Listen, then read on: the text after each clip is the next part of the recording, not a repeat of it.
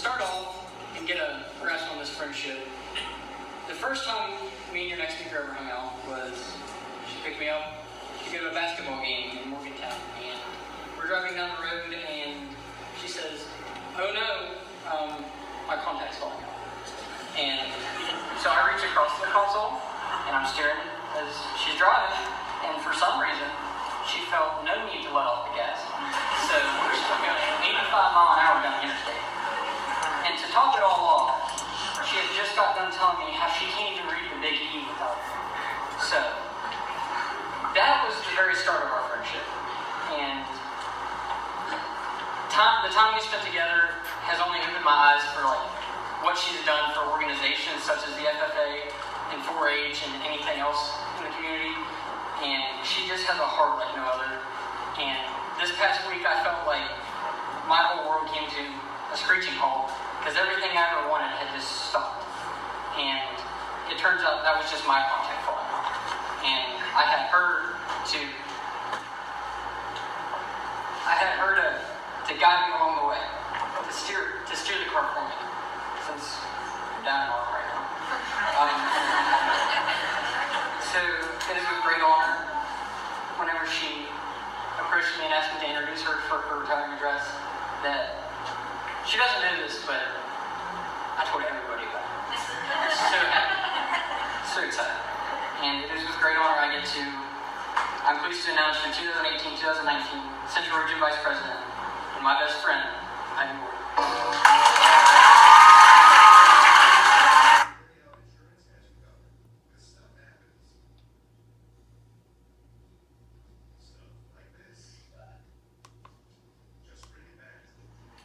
Utah, the 45th state added to the U.S.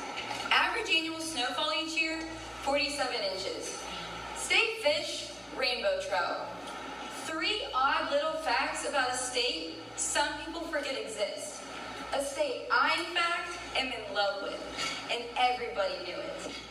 But every time I told anyone how badly I wanted to travel to Utah, I always got the same response. Ivy, why the heck would you ever want to go to Utah? I didn't understand. My response was always the same. Why not? You see, when I thought of Utah, the only things I thought of were Bryce Canyon, Arches National Park, and the Great Salt Lake. Last summer, my parents finally had enough. They did not want to listen to me ask to go anymore. So we planned a trip. We would fly into the Great Salt Lake City, then we would travel to Arches, Bryce Canyon, finish out the trip going to Colorado for my dad so he could see the Rocky Mountains, and fly out to Denver. Personally, I was most excited to go to Bryce Canyon National Park because I had heard so many good reviews. Although I see myself as a very adventurous person, I've never been on an actual hike.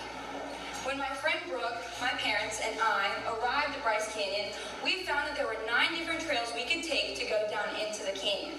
After standing in awe and taking all kinds of pictures, Brooke and I decided that we were ready to take on the Navajo Loop. At least, we thought we were.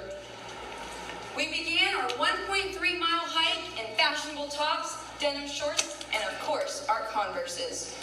Only equipped with a camera, GoPro, and the number one thing, absolutely no water. The whole way down, we took pictures and videos and laughed as we met other people. When we got to the bottom, there was barely anyone there, and we realized it was our time to start making our way back up. We had to stop almost every 4 minutes. We were 2 girls unprepared, out of shape, and thirsty. It took us almost 45 minutes to reach the top. But when we got there, the view was absolutely astonishing, breathtaking.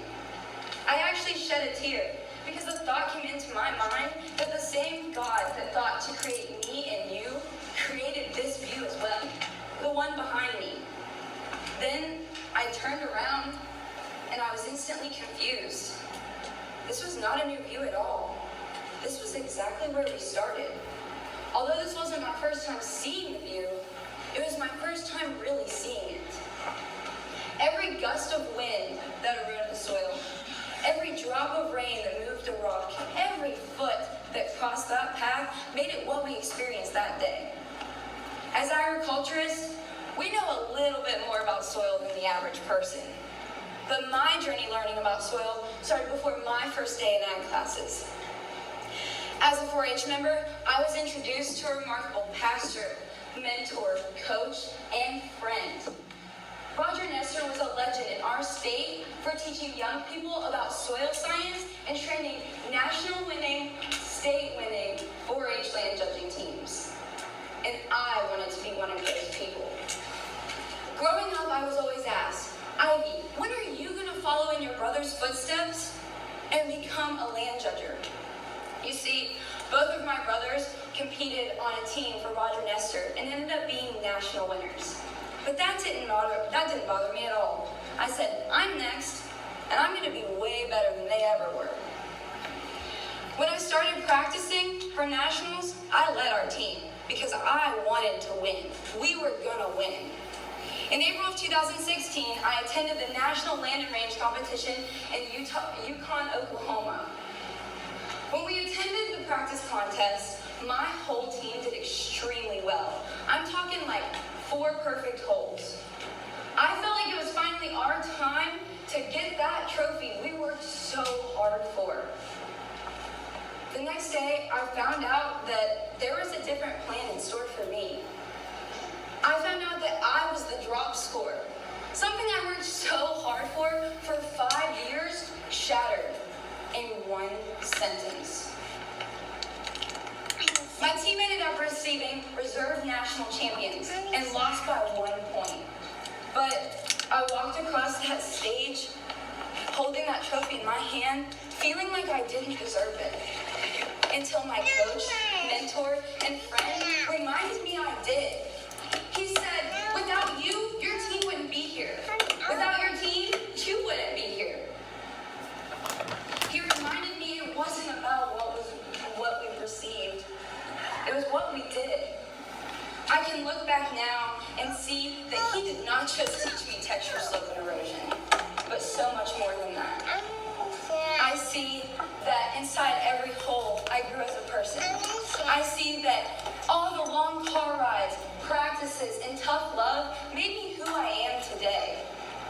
I see that the score I received does not make me who I am, but the adventure we all went on together. Take a second to think of your teachers, pastors, mentors, friends, family, anyone who has done anything for you. You would not be where you are today without them. They have deposited words of wisdom and given you tough love to get you where you are. FFA members, after this session, I urge you to go out those doors, text your friends and family, tell them what they do for you, because they deserve to hear it. I urge you to walk out those doors, look your FFA teacher in the face and your advisor in the face and say, thank you for bringing me here and doing everything you do for me, because I would not be here without you. Whether it be graduating high school, or winning your county fair, or becoming a chapter officer, would any of those things be as great without all of the hard things that come along with it, or the people who help you get there? West Virginia FFA, life is one huge adventure, and I urge you to make it beautiful. And if you think it's not, remember, Utah was the 45th state added to the U.S. Average annual snowfall each year, 47 inches. State fish, rainbow trout.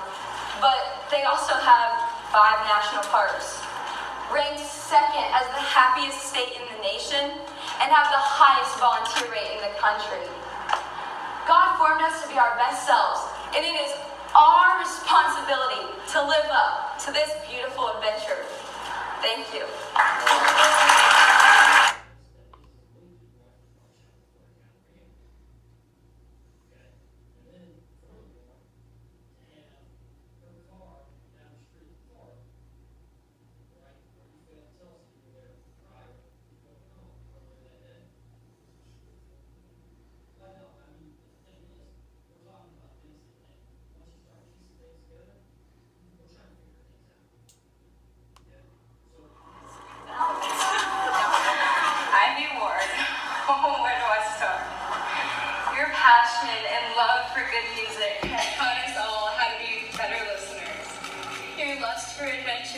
want us to live boldly and unapologetically.